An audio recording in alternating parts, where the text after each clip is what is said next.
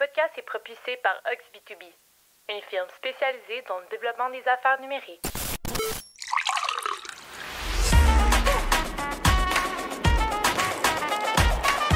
Bonjour et bienvenue au podcast B2B & Go, le podcast qui vous sert à chaque épisode une bonne dose des meilleurs outils et pratiques de vente et marketing B2B.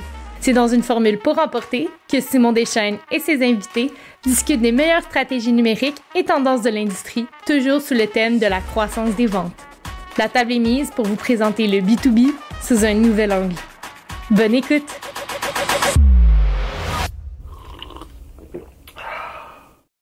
Bonjour et bienvenue en direct du Salon Stratégie PME 2024.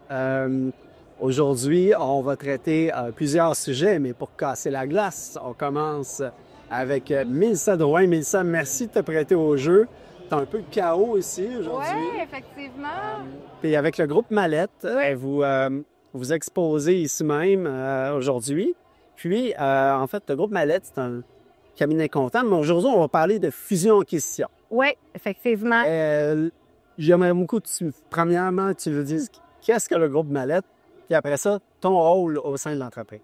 Parfait. Simon, en fait, groupe Mallette, on dit Mallette en premier lieu. OK. Donc, il n'y a plus de groupe. Il n'y a plus de groupe Mallette. C'est vraiment le cabinet Mallette. En fait, on est un bureau de comptable, mais on offre beaucoup plus de services que la comptabilité. On offre, bien entendu, les services de la certification, fiscalité, services juridiques, services conseils. Puis les services conseils intègrent vraiment une vaste gamme de services aussi, dont l'actuariat, l'impartition comptable, le service de recrutement local, international. Donc, je te dirais qu'on est le plus grand cabinet à travers le Québec à appartenance québécoise, le quatrième plus grand, en fait, appartenance québécoise, puis qui offre la plus grande gamme de services. Vous allez en plusieurs directions quand même. Oui, on est vraiment un service de professionnel à guichet unique. Donc, tout ce qu'une entreprise pourrait souhaiter rechercher comme service professionnel, comme chez Mallette, qui a accès à toute cette multitude de services professionnels-là. On est tous des gens très, très, très engagés, passionnés par notre travail. Donc, on est une belle gang. Puis vous visez principalement à faire affaire avec de la PME. La PME, mais la PME au sens large, parce que on peut avoir une clientèle qui peut faire 500 000 d'affaires de chiffre d'affaires, comme on en a qui vont faire 50 millions de chiffre d'affaires. Donc, la PME large, on fait affaire aussi avec des sociétés privées, sociétés ouvertes. Donc, on dessert les municipalités, les services de la santé. On dessert aussi les PME traditionnelles. On a plusieurs champs d'expertise. En fait, on ne se limite pas non plus à quelques champs d'expertise. Là, vraiment, on a des connaissances, je te dirais, dans l'ensemble du marché des domaines entrepreneurial du Québec. OK. Puis ton rôle chez Mallette? Moi, je suis associée en certification. Écoute, je porte quand même plusieurs chapeaux. Je suis associée en certification. Je suis associée dans la grande région de Montréal. Puis, je suis responsable des services comptables au niveau régional de la grande région de Montréal et au niveau provincial. Donc, ce qui fait que j'ai un agenda qui est quand même très chargé. Mais comme je t'ai dit d'emblée, je suis une personne super passionnée. J'ai besoin de cette vibe-là, de ces défis-là, de ces challenges-là pour survivre. Puis, bien entendu, j'ai une belle clientèle aussi envers qui je me dois là, de bien les servir. Quand tu parles de certification, peux-tu nous expliquer un peu c'est quoi? Oui, absolument. La certification, dans le fond, englobe l'émission des états financiers, rapport d'auditeur. On parle de rapport d'émission de compilation, rapport d'émission d'examen, rapport d'audit, accompagné des états financiers. Il y a les impôts corporatifs, tout ça à travers ça. Donc, c'est vraiment, c'est ça la certification. Brièvement, on peut aller très loin dans ce sujet-là. Puis, c'est ça, il y a l'impôt des sociétés aussi qui accompagne, bien entendu, les états financiers. OK, parfait. Fait que là, on parle aujourd'hui de fusion-acquisition. Oui, domaine super pertinent, surtout d'actualité en plus. Ben oui, le contexte, peut-être nous parler un peu du contexte de reprenariat au Québec. Parce qu'il y a beaucoup d'entreprises qui ont pas de preneurs en ce moment, ou disons, du moins qui vont tomber à vendre ou qui sont à vendre actuellement. C'est probablement de ça que tu parles au niveau contexte. Bien, effectivement, parce on questionne sur les fusions-acquisitions. Un des objectifs de fusionner avec une autre société va souvent être la relève entrepreneuriale. Donc, c'est vraiment d'actualité, comme que tu dis si bien, avec les baby boomers qui tombent à la retraite, tout ça. Donc, c'est une stratégie efficace pour aller chercher de la main-d'œuvre, de la relève. puis même aller chercher aussi des parts de marché, un savoir-faire. Donc, il y a beaucoup de raisons qui vont inciter les entreprises à soit faire l'acquisition ou fusionner avec une autre entreprise. Un objectif de croissance, souvent, hein, c'est à peu près toujours le cas, j'imagine. Pas toujours. Souvent, on veut aussi acquérir un savoir-faire que peut-être l'entreprise qui achète n'a pas encore, peut-être même une ressource en particulier qui œuvre très bien dans son domaine. Donc, la fusion et l'acquisition, là, vraiment est de mise là, dans ces contextes-là.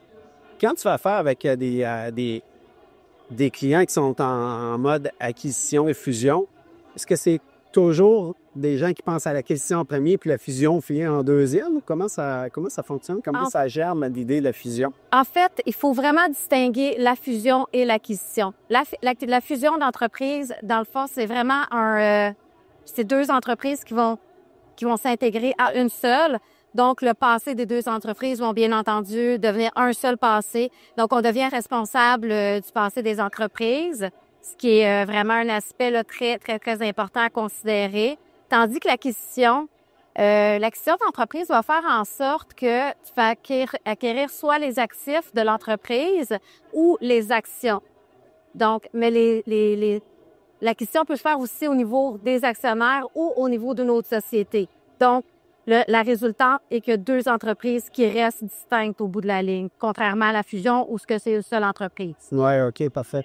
Bien, ça, c'est rare qu'on en prenne des gens partir, ou en tout cas moi, que j'entends des entrepreneurs dire, bon, je suis en mode fusion, je veux fusionner. Ça doit être très contextuel, j'imagine. C'est très contextuel, effectivement. Puis ça va souvent dépendre aussi des fiscalistes, des juristes aussi qui vont être impliqués au dossier.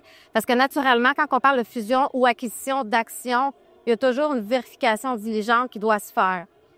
Donc, quand on fait une vérification diligente, là, on apprend sur ce qui s'est passé sur le passé de l'entreprise. On va apprendre aussi sur le futur de l'entreprise. C'est quoi la planification stratégique, où elle se situe actuellement, où elle croit aller, où est-ce qu'elle va se situer. Donc, c'est vraiment d'avoir une connaissance 360 degrés de l'entreprise si on choisit la fusion ou l'acquisition d'actions. Comment vous intervenez, vous autres, dans ça? Est-ce que vous êtes partie prenante? J'imagine c'est un de vos clients qui vous dit, moi, je veux aller faire l'acquisition d'une entreprise, mais comment c'est quoi les services que vous offrez par rapport à ça? C'est quoi le type d'accompagnement? Quel rôle vous jouez, autrement dit, dans ce processus-là? Si je peux, à titre d'exemple, si je peux prendre un de nos clients qui nous mentionne, « écoute, j'aimerais ça acquérir une ligne de service telle, donc j'ai entendu parler que cette société-là est à vendre. » Donc, nous, dans le fond, ce qu'on va faire, c'est qu'on va faire une étude a priori là, sur la société là, vers laquelle on veut acquérir. Là. On parle, mettons, acquisition-fusion, là, je parle de façon générale. Nous, dans le fond, on va exiger une vérification diligente. Nous, en tant que comptable, on se doit de bien guider là, l'entrepreneur. Donc, on va exiger là, une vérification diligente. En fait, c'est même nous qui allons s'en occuper. On offre ce service-là chez Mallette. On va s'occuper aussi du contractuel. On va s'occuper de l'évaluation de l'entreprise aussi, ce qui est très, très, très important. On a un département, justement, d'évaluateurs en entreprise qui vont vraiment statuer sur la valorisation des actions ou des actifs. Donc, puis naturellement aussi, les conseillers légaux qui vont entrer en ligne de compte, qui vont créer les contrats. Il va y avoir entente de confidentialité, bien entendu, au début. Puis, par la suite, là, tout le déroulement va se poursuivre. Analyse des états financiers passés, du fiscal passé, analyse de la situation actuelle, analyse de la situation future. Est-ce que vous faites partie aussi du volet, tu sais, dire que vous aviez des services quand même assez élargis? Est-ce que vous faites de la recherche même d'entreprise ou est-ce que vous faites du maillage? Est-ce que vous faites de la négociation plus tard ou comment ça fonctionne? Tout à fait. Faites tout ça. Nous, on est quand même au-delà de 120 associés à travers le Québec. Donc, advenant le cas qu'on entend parler là, qu'une entreprise est en vente, bien, on va créer un teaser qu'on appelle. Donc, ce fameux teaser-là, on va le partager à notre entourage, à nos associés même, pour voir s'il n'y aurait pas de l'intérêt à l'interne et ou à l'externe là, par rapport à notre clientèle. Parfois aussi, c'est les banques qui vont nous envoyer des teasers. Un teaser, c'est comme un court résumé de l'entreprise qui est à vendre. mais qui nomme pas, qui nommera pas l'entreprise, bien entendu, parce que c'est toujours de nature confidentielle. On voudrait pas là on voudrait pas qu'une entreprise ça soit déployé là comme de quoi qu'elle est en vente, ça pourrait affecter ses ventes, ça pourrait vraiment affecter ses opérations générales, sa continuité là. C'est quand même émotif, la vente d'une entreprise. Hein? On entend parler d'histoire. C'est géré en négociation, là, souvent. J'imagine l'importance du middleman, justement, dans les négociations. Et là, tu as dû en constater plusieurs contextes là-dessous. Là. Oui, j'en ai vécu d'ailleurs une. Puis, c'est une entreprise familiale qui ont dû vendre à quelqu'un d'externe parce qu'il n'y avait pas de relève. Donc, le médiateur qui va être le conseiller légal, en général, va faire en sorte que tout se passe bien pour les deux parties. Donc, on est même capable d'impliquer là, un médiateur qui va faire en sorte que les deux parties s'entendent correctement là, durant la transaction. Là, peut-être que c'est large ma question, mais pour les entrepreneurs qui essaient de faire l'acquisition, qui ne sont pas nécessairement en mode de vente, c'est quoi les frais qu'on peut s'attendre? Parce que, tu sais, vous faites vraiment le tour. Y a-t-il un ratio? Moi-même, je peux me poser la question. Là, on a une entreprise qui va bien, tout ça, j'y pense à l'acquisition éventuellement d'une autre entreprise. On est souvent dans le noir là-dessus au niveau... Est-ce qu'il y a un pourcentage de la vente qui est à penser de la transaction? Comment ça fonctionne? Écoute, au niveau du prix, c'est toujours du cas par cas. Ça dépend aussi de l'entreprise qui va être acquise. Tu sais, ça a des lacunes, a-t-elle des squelettes dans le placard? Donc, il y a beaucoup de choses à considérer. C'est vraiment toujours du cas par cas, Simon. Mais quand même, quand on veut vendre ou acquérir une entreprise, c'est super important d'être bien entouré. Donc, assurément qu'on doit faire affaire avec des cabinets quand même de belle envergure, qui ont cette spécialisation-là, qui ont cette capacité-là. Donc, c'est certain que les frais, là, je te mentirais pas, là, je te dirais pas que ça va coûter 2000 $. Tu sais, ça peut monter. Non, je n'entends pas le chiffre non plus. Là. C'est ça peut monter au-delà. Plusieurs dizaines de milliers de dollars. Oui, tout dépendant aussi, encore une fois, la situation, c'est toujours du cas par cas. Mais nous, chez Mallette, par contre, on va toujours prendre le soin de faire un offre de service qui va clarifier ce mandat, qui va clarifier... Ça, c'est clair avant de commencer. Ah oui, tout à fait. C'est dans quoi on s'embarque. Effectivement, toutes les parties qui vont être liées. Nous, on est là pour bien conseiller nos clients. Donc, tu sais, probablement que le client va y aller par choix. Il va y aller aussi par étapes. Comme j'ai conseillé dernièrement à une de mes clientes, de voir les impacts fiscaux. Par la suite, on procède soit par une lettre d'intention. Par la suite, on procède par une vérification diligente. On ne va pas tout en même temps. On va y aller étape par étape. On va établir un plan pour pas non plus s'embarquer dans des frais astronomiques. Donc, non, effectivement. Puis, est-ce que ces frais-là, les honoraires professionnels dans le cadre de l'acquisition, d'une fusion, c'est des choses qui sont finançables, ça aussi? C'est vraiment l'entreprise qui acquiert, qui doit fronter tout ça elle-même. Ça peut être financé. Par contre, il y a des aspects fiscaux là, qu'on doit regarder parce que si c'est une personne qui acquiert les actions d'une entreprise, bien entendu, cette transaction-là ne sera pas déductive au niveau fiscal. Oui. Donc, il y a plusieurs aspects là, à regarder. Là. Encore une fois, c'est toujours adéquat de pouvoir bien visualiser le futur. Comme les fiscalistes, eux, vont établir un mémo fiscal qui va mettre, dans le fond, qui va mettre sur pied là, la situation actuelle, option A, option B s'il y a lieu, ou option A seulement, mais qui va encore une fois bien détailler là, la structure de la transaction, puis tous les impacts fiscaux qu'il va avoir, les créations de catégories d'actions s'il y a lieu. Là.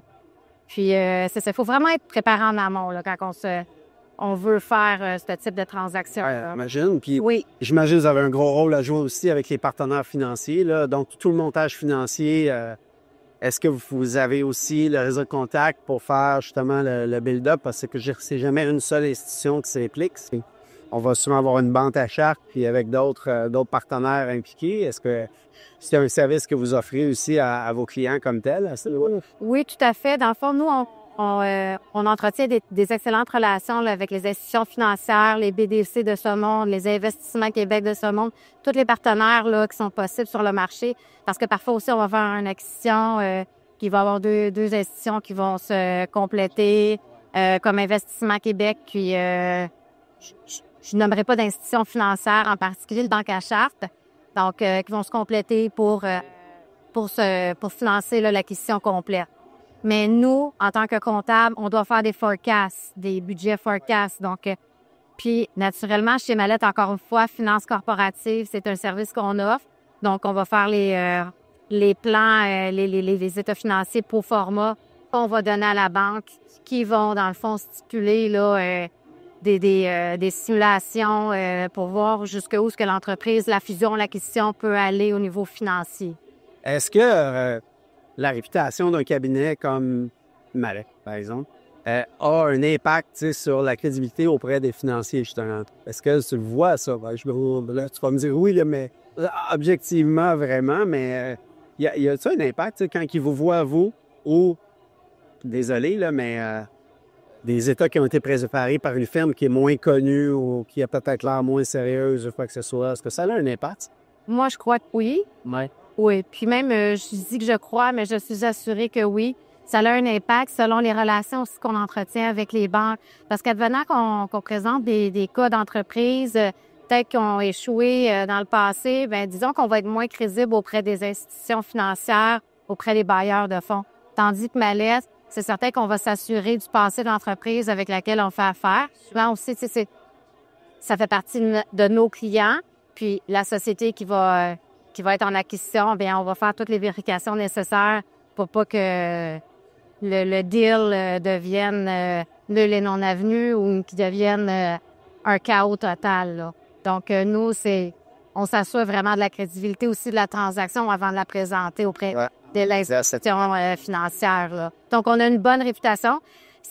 On a une bonne réputation aussi au niveau des gouvernements. Revenu Québec, l'Agence du revenu du Canada nous connaissent et savent que qu'est-ce qu'on émet comme chiffre, c'est réel, c'est pas... c'est double vérifié. On est toujours révisé, soit par la conformité fiscale, conformité aussi au niveau des états financiers. Donc, je pourrais pas moi-même, Mélissa Drouin, associer et mettre des états financiers sans être révisé par quiconque. Donc, ou moi, je vais réviser toutefois mon équipe avec qui je travaille. On peut pas faire un état financier aux seules personnes. Ça prend de la révision, puis on se sentirait pas à l'aise de sortir un état financier sans qu'il y ait eu quelqu'un d'autre qui les ait challengés. C'est la même chose pour les impôts, la fiscalité. Il y a toujours des révisions qui se font. Donc. Ça, c'est bien perçu des paliers du gouvernement. Puis j'imagine surtout à l'étape d'évaluation de l'entreprise, c'est là qu'il peut y avoir des gonflements aussi pour des fins de montage fiscal ou quoi que ce soit. Là, où, fait que le nom, à ce moment-là, là, la crédibilité d'une firme joue un rôle. Hein. Absolument. Puis, tout dépendant aussi, les états financiers, c'est le rapport qui accompagne les états financiers. C'est une mission d'examen, un rapport d'audit. Bien, on s'entend que les différents niveaux d'états financiers vont assurer aussi la crédibilité des états financiers. Donc, plus qu'on avance dans les niveaux d'états financiers, plus que, dans le fond, on est responsable, nous, en tant que CPA. Mission de population, on n'a aucune responsabilité sur les états financiers en tant que tels. C'est vraiment une compilation des chiffres qui nous ont été fournis. Tandis qu'au sein d'examen, audit, il y a plus d'analyse qui se fait. En temps normal, je veux dire, une vérification diligente aussi, une évaluation d'entreprise. Il y a différents types aussi d'évaluation d'entreprise qui sont certifiés, là, là. Il y a quand même il y a un titre d'évaluateur en entreprise que plusieurs détiennent au sein de chez Mallette qui vont signer l'évaluation. Oui, qui amène la crédibilité. Hey, merci beaucoup d'être passé à notre kiosque, Dieu. C'était vraiment intéressant. Ça fait plaisir. Merci de t'être prêté au jeu parce qu'il y a du monde. Tu vas être occupé à votre kiosque aussi. Fait que c'était un plaisir de te parler. Puis écoute, on a toujours notre checklist dans les éléments qui prennent important. Tes coordonnées et tout ça pour te rejoindre directement. J'imagine LinkedIn et courriel, qu'on va tout mettre ça dedans. Parfait. Bien, un grand merci à vous de nous avoir choisis. Ça a été un plaisir de travailler avec toi. Simon aussi, ça a été très agréable comme entrevue. Merci. Merci à toi.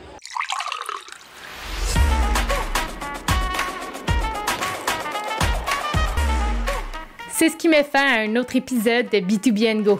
N'oubliez pas de vous abonner à notre infolette en vous rendant au oxb2b.com/podcast pour être notifié dès la sortie de notre prochain épisode, en plus de recevoir l'aide-mémoire préparée par notre équipe. Vous trouverez dans celle-ci un résumé des sujets abordés aujourd'hui, en plus de stratégies pour donner un boost de caféine à votre développement d'affaires B2B. Rendez-vous le mois prochain pour un tout nouvel épisode. À bientôt!